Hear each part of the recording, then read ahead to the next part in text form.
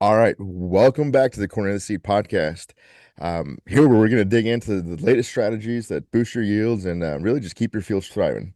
So I'm your host Juan, and today we're diving into a hot topic right now. It's kind of timely with foliar feeding. We're going to explore how it's used for nutrient delivery, how it can tie into disease control, and even pest management. Right. So joining me is Craig Allaman, and he is our lead agronomist and who, as you guys know, has been around the block a time or two. So, Craig, thanks for being here. How you doing? Hey, glad to be here, Juan. So let's just jump right in here and let's start with the basics. Um, let's talk about foliar feeding and when we say foliar feeding, what are we specifically referring to?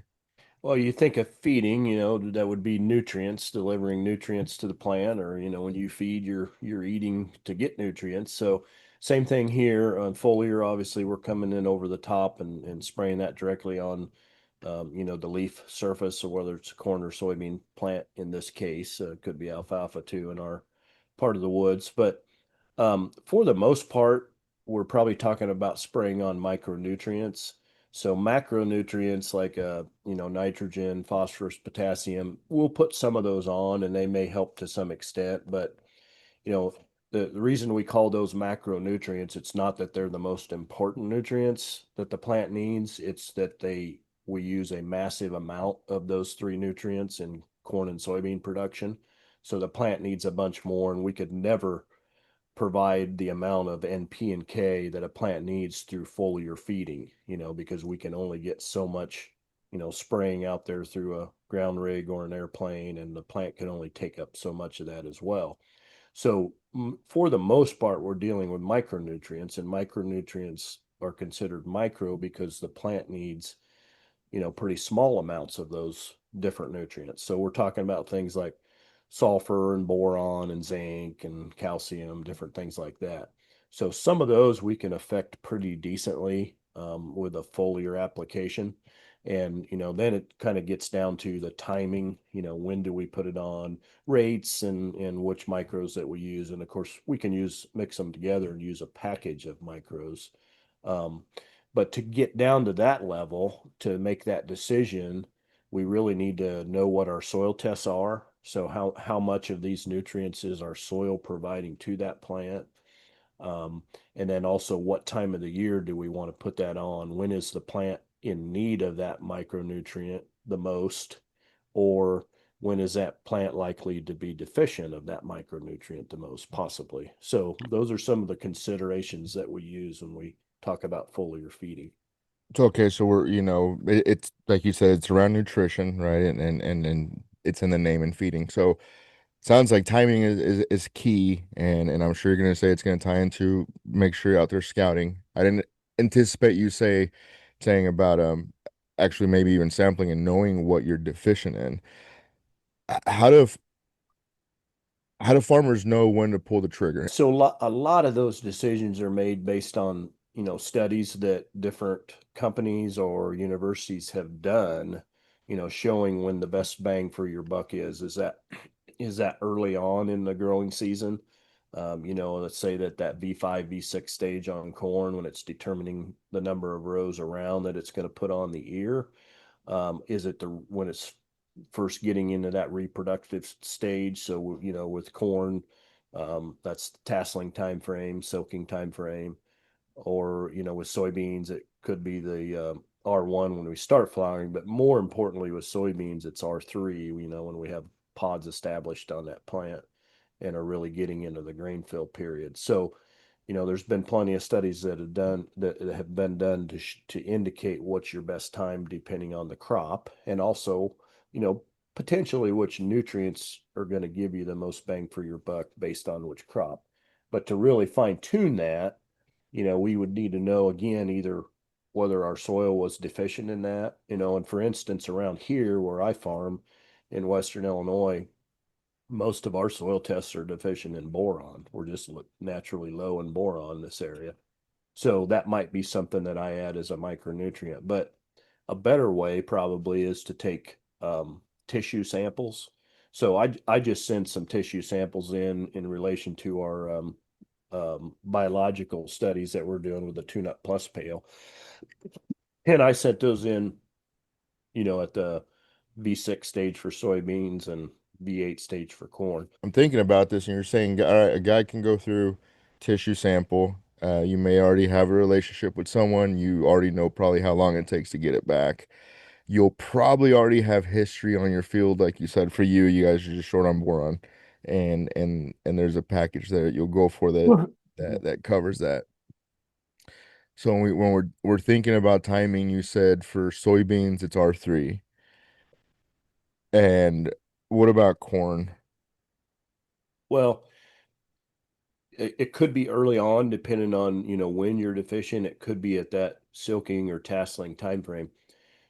Another consideration when we're talking about micros is we've we're after that extra yield always, and that's a lot of what we're doing with the micros, putting that extra top end on. But we have to be able to pay for it. It has to make a profit for us. So particularly if we don't have our own sprayer, but even if we do, because there's a cost there, um, you know, making a trip just for micros is not going to be as profitable as adding it to a trip we're already making. Okay, and then that application cost is already going to be there. So if we need it, if we believe early on is the bang for our buck, then we might put it on with our post herbicide. So a lot of that goes on at that V4 to V8 stage, let's say. So not a bad timing to help with that early, getting that early um, burst of micronutrients in there. And then, a lot of farmers are putting on a foliar fungicide with, at that R1, silking, tasseling to R1 time frame, and R1 is silking. And so that's not a bad right when you get into the reproductive period on corn. That's an excellent time to put some micros in.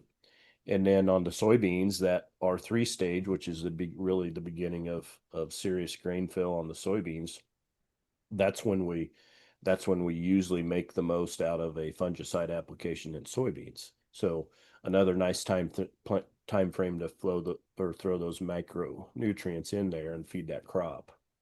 It sounds like it's pretty adaptable based on what you have going on. And I know that in other years where we had um, that dry reproductive stage and heading into it, you've even mentioned, you can see it for some drought relief, right?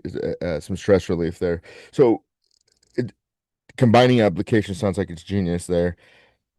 And I kind of mentioned corn rootworm, and anyone listening is like, "What? How the heck is this tied into corn rootworm?" And so, I mean, it sounds like you're saying if you're bug bombing, take advantage of that pass you're already making, and let's go ahead and feed. Yeah, and in heavy rootworm areas, if we're putting a fungicide on, we're likely also putting an insecticide on there to kill some of those corn rootworm beetles, so they don't, lay eggs for next year. That's time when we can throw the micros in there as well. If we're really doing a good job of beetle bombing, we're doing it at the tasseling time frame, probably with a fungicide, and then we're coming back in early August and doing it again, because we're going to have a long period where those beetles are going to come out of the ground, as adult beetles. And so we won't get them all at the tasseling time frame. If it's really heavy, we need to go back in again. And that's another chance that we can put micronutrients in. So, you can combine one with the other and make some efficiency there for sure. Okay, well, that's a good point on just combining applications as a whole. Um, and I realize, we're not a chem company, and I'm asking you these questions from the perspective of one, your experience, what you've done, and then, um, it, it, is there any combinations that you've said, hey, if I'm going to caution you, I've ran into this before. If you are combining applications, you're going to want to make sure you think about XYZ. You have any thoughts on that? Well, you're you would get the recommendations of your retailer would be the best thing to do, because this is their bailiwick. This is what they deal in, and just make sure that you're not putting something together that's going to make it too hot, on the plant. I mean, we could get some leaf burn with some of these foliar um, combinations, and we don't want too much of that. With the fungicide, the foliar fungicide, we're careful with with the adjuvants that we use if we go in too early. You could get the arrested ear syndrome, things like that we got early on when we were experimenting with foliar fungicides. So yeah, you definitely want to, be cautious of mixing the right things in that situation. You know, we know with anything that we do in excess or a lot or often, we've got resistance that we can build up, right? Whether it's overusing a trait that gets overpowered, right, or even just weed pressure and issues that we already know.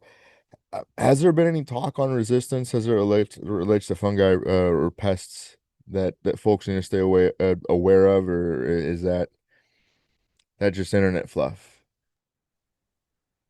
Well, it's definitely always something that we're concerned about. And we try to rotate different modes of action, different active ingredients, So with our fungicides, would be a good idea not to use the same thing year in and year out. I've had really good luck with Veltima. I really like that as a fungicide, but I will rotate away from that into something similar, but a different active ingredient. So, there's less chance for that to build up, that natural resistance. No different than, we've done forever with herbicides. We try not to rely on the same one year after year because just through natural selection, if we get a pest, whether it's a weed or a insect that is naturally, excuse me, resistant to whatever it may be, if we don't kill them, they're just going to reproduce that much faster. So we switch to something different. Even if we have something that's resistant, we kill it before that population can build up. That's the strategy. So Um, it sounds like, if I'm kind of just recapping all this, I mean, straightforward, it's in the name. You're feeding your crop, with your macros and your micros, and really kind of what we're calling out is those combo applications. There's a lot of times whenever you can go through, and like you said, it can be with the post herbicide, or bug bombing or whatever it might be. There's a chance if you're already making that pass, let's maximize it. As as I think about all that, would you say that it seems like scouting is just it all to me, all of it comes back to scouting, to get a good eye, lay of the land, and determine if you're going to do those things. Is there any other final advice that you can think of that if you were to recap this on a short elevator ride? I think it's pretty straightforward. What would be those things that you would say, just keep this on the top of your mind if you're making this decision? well, yeah, I would say know what you're trying to do. And by that I mean what you think you're either short of or is going to give you a bang for your buck with micronutrients. And we would do that through first soil tests to see what you're deficient in. And then secondly, then is to do some tissue testing, which that's really easy to do. Just get on like a Midwest Labs site or any of the other labs, maybe one that's closer to you. And it's easy to get an account and fill out the forms that you need to send in, and they give you instructions on what you need to do. There's nothing hard about it. It really gives you a good picture of, hey, am I deficient in some of these key micronutrients? And then those are the ones that you attack. And then thirdly, probably most importantly, is make sure that you're doing testing, on your own acre. So make sure you leave check strips, or maybe you split a field if you've got the ability with a field view or something like that. Maybe you just do, every other pass, something that you can really get some good data off of. There's if we throw something, if we spend money on something and we put it out there on our crop and we don't test it, you know, we're human beings. We're always going to think, well, that paid. I know it paid. Well, you might have or might not have. You're not going to know until you test it. So make sure that we're always doing that. Studies that we use as indicators, university studies or whatever they are, sometimes they're pretty small. So when we get them on a field scale, they may not act the same way. And, their field conditions are not your field conditions. So there's going to be differences on really high fertility soils, in certain areas, and the lower fertility soils are, maybe going to be a bigger bang for your buck. So you really need to be testing on your own farming operation, and then where you have differences in your operation, very different fields or soil types and things like that. It's also good to test those different environments as well. Mm. Well, I appreciate you covering that because that is a fleeting thought I had earlier. As I figured whether it's low organic soils or something like that might be more prone to it. So if you've got a lot of acres you're covering, you know your soil types, you're probably going to want to, you know, I guess sample those two differently, right? If you've got variable soils, it's not a blanket statement for all of it, right?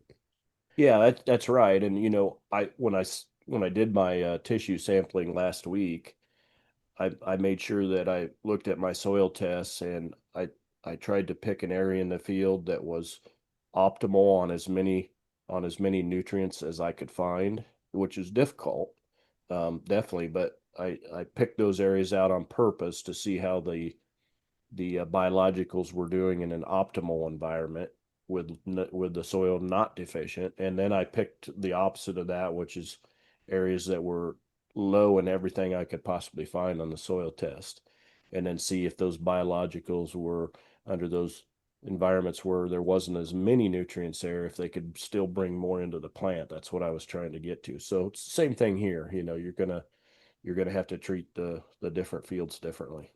It's been a unique year this year, right? And the last few years that I've really been paying attention to the weather and hearing you talk, I feels like that, the first 7 years that I've been listening to you, it's been Mother's Day freeze. And then for like the last two or three, that hasn't really been the case, but there's been other little challenges. And so now for me, the new one this year has been that cold, wet start for some folks or some parts of the states. Uh, I can only imagine that's a different experience on the foliar feeding when it goes into this. I mean, if you've had a real cold, wet start, is there other priorities that people are doing at this point in time?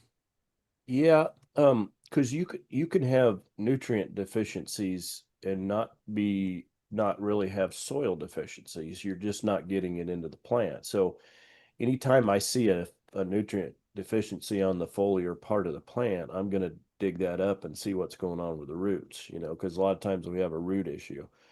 That could be, a couple years ago when we had that 6 weeks of super drought in the early part of the season, so last half of May and most of June.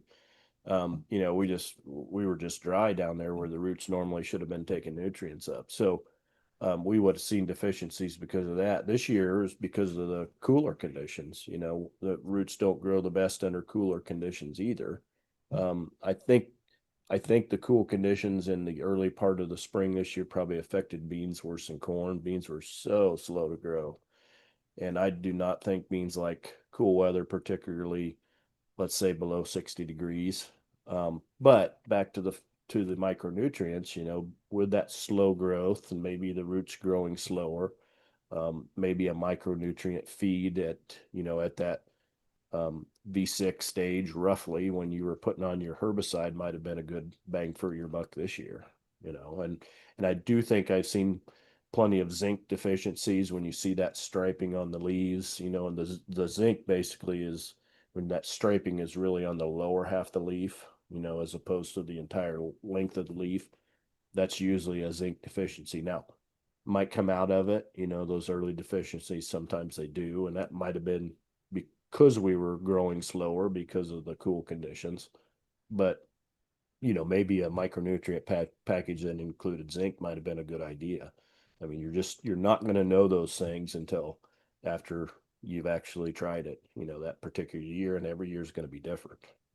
Okay, man, So, it's a this this industry, I don't want to call it a game because it's not a game, but it is not for the weak. I tell you what, it's high risk, high reward. And there's lots of things that can keep you up at night. And that's why I enjoy having these conversations with you is because you've got nearly 85 years of experience under your belt. And how many years it of experience? is it 85? 35? I thought you said 85. Oh, good. No, no, you're not a day past 44. Yeah, I'm a pretty pretty healthy looking 105-year-old if that's No, it is. It's everyone knows their operation. Everyone's lived, different lives and has seen different stuff, or has talked around the shop as to some mistakes they've made. So that's our goal here is to sit here and give you our perspective, Craig's experience on what we're seeing. And it isn't just, what he's lived, but you have to take into account that you're going across the Midwest, seeing a lot of different soils, a lot of different growers, a lot of different operations, right? Yeah, in you know agriculture. You really you're trying to do what the averages tell you to do, but averages are made up of highs and lows always, so whether it's planting date, planting depth, planting population, which micronutrients, it's gonna depend on the year and the weather that we have that year. That is what determines what is actually the best that year. And you don't know when you do that practice or you do that input. You won't know until the end of the year, when you can see what was good for that year. So that's why we do what the averages tells us that we should do. absolutely. And we sure hope this advice comes in helpful for maybe you rented a new field, you got some new acres this year that you might not be fully familiar with, and so this podcast is born out of listener feedback, folks that just wanted to hear our perspective on it and Craig's perspective. So if you have anything that you're interested on hearing on or covering, just don't hesitate to send us a note. So Craig, thank you very much. So until the next one, thank you.